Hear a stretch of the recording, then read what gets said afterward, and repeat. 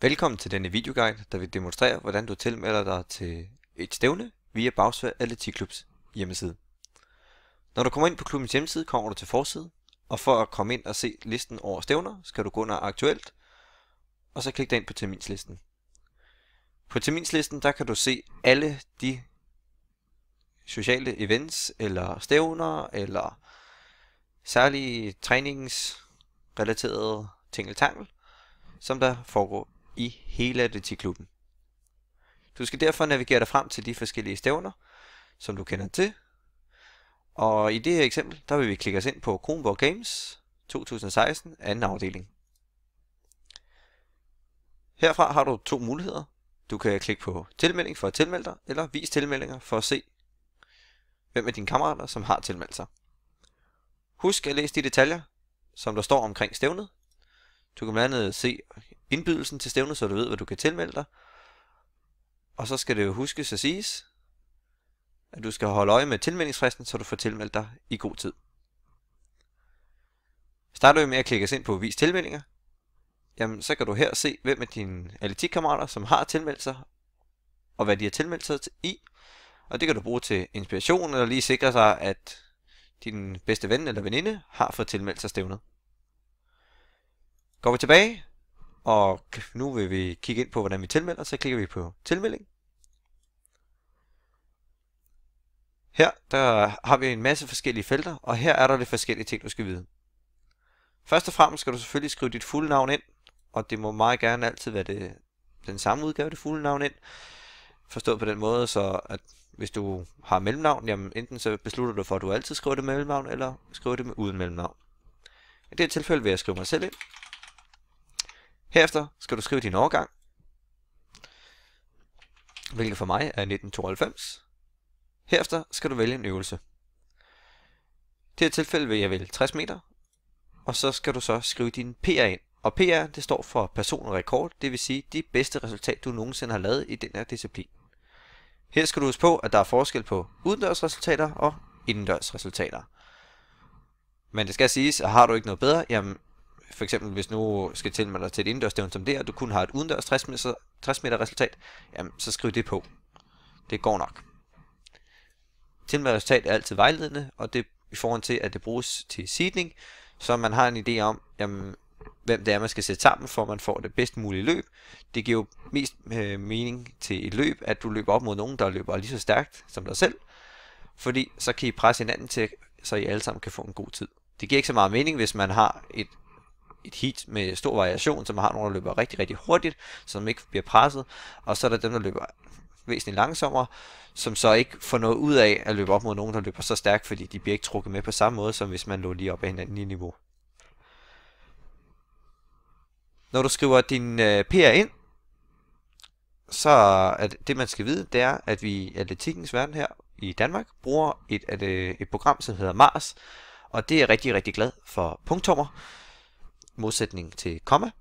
Så derfor, når du skriver dit resultat ind, uanset om det er i minutter, eller om det er i meter, timer og sekunder osv., så bruger du altid punktum, i stedet for komma eller kolon.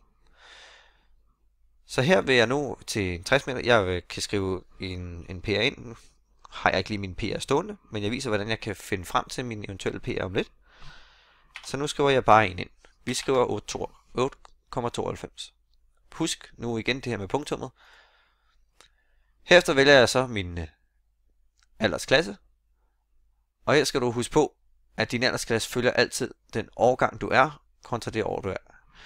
Kontra det år vi er i. Aldrig hvad om hvornår du har fødselsdag. Kun din årgang. I det her tilfælde, der skal jeg, fordi jeg er 23 år, rettelse.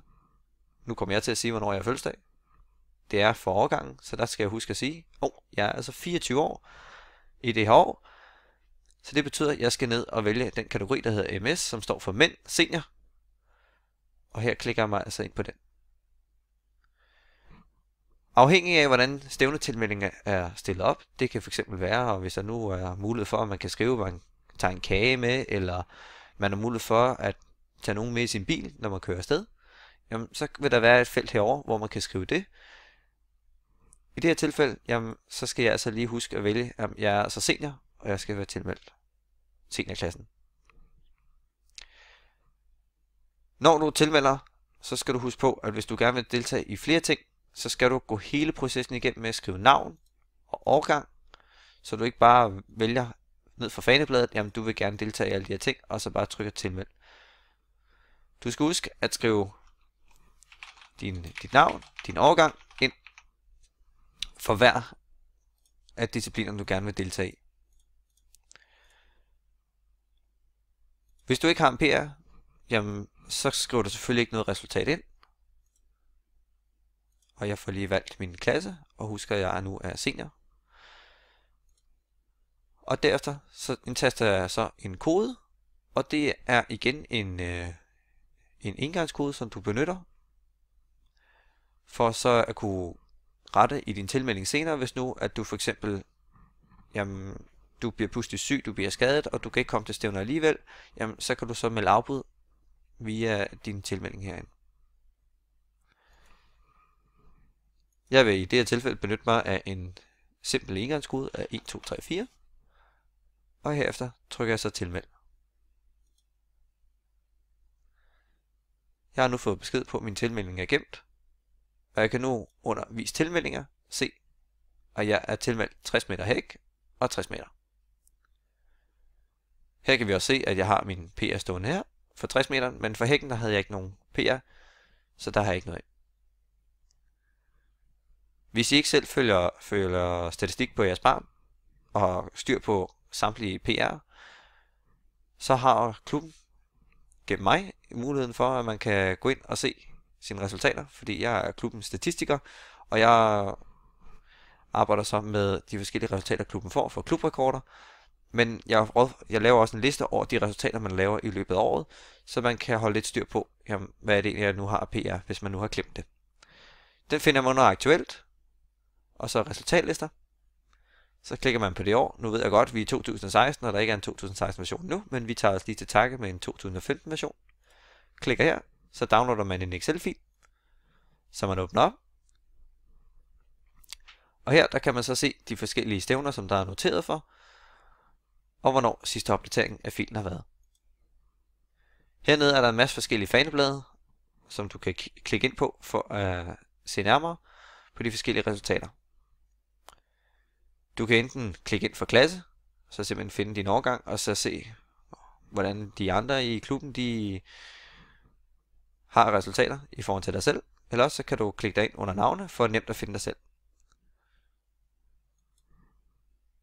Her er alle navne oplistet alfabetisk rækkefølge, så du lynhurtigt kan finde dig selv.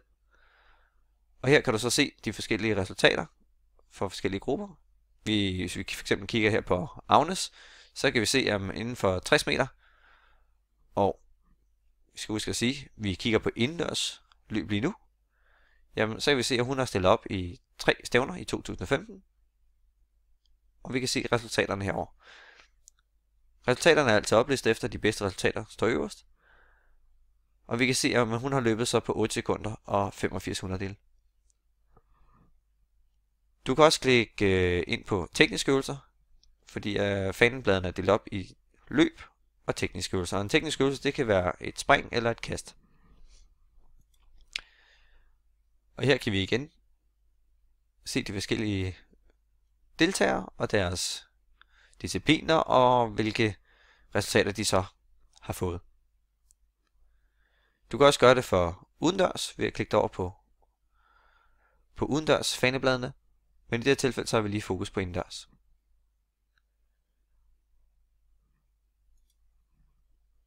Skulle det nu ske, at du vil redigere din tilmelding, jamen så kan du gå tilbage og klikke dig ind på din tilmelding. Hvis du så vil klikke afbryd eller ret, jamen for eksempel hvis det kun er en øvelse eller flere, så skal du huske selvfølgelig at lave din afbrydelse flere gange. Nu kan det så være, at det var måske en fejl, at jeg kom til at tilmelde mig til hæk. Så derefter klikker jeg her på afbryd eller ret. Nu skal jeg indtaste min rettekode, som var den engangskode, jeg brugte tidligere. 1, 2, 3, 4. Så klikker jeg ret. Hvis det nu for eksempel er, at jeg har kommet til at klikke på den forkerte disciplin, jamen så kan jeg ændre disciplinen, eller komme jeg til at skrive en forkert overgang, eller fik jeg nu skrevet mit navn forkert, eller valgt en forkert aldersklasse, jamen så kan du rette det, og så bare trykke ret.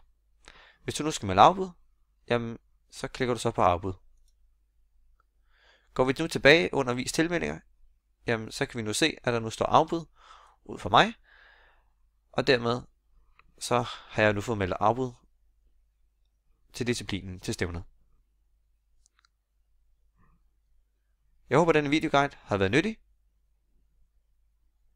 og jeg håber, at du nu er helt sikker på, hvordan du skal tilmelde dig til stævner. Hvis ikke, så skriv, så ved jeg nemlig, om jeg skal lave en forbedret videoguide for fremtiden.